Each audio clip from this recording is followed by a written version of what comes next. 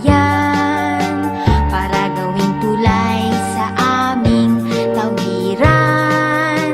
Bigla lang nawala sa aming bakuran. Ninakaw ni Pikoy, binenta sa bayan. Salbahe na Pikoy, salbahe na Pikoy, kami ay ninakawan. Wala tuloy kaming nagawang tawiran.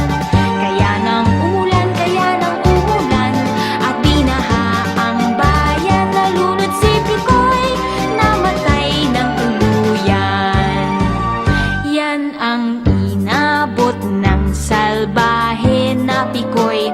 Sa agos ng baha si Pikoy tinangay. Kung di niya ninakaw ang para gawing tulay, sana'y di pa ngayon si Pikoy nag-goodbye. Salbahe na Pikoy, salbahe na Pikoy, kami ay ninakawan. Wala tuloy kaming nagawang tawiran.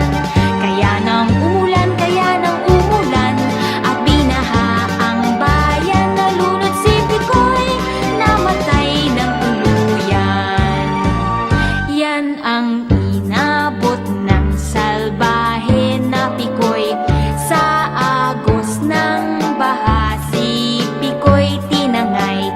Kung di niya ninakaw ang para gawing tulay, sana'y di pa ngayon si Pikoy nag-goodbye. Sana'y di pa ngayon si Pikoy nag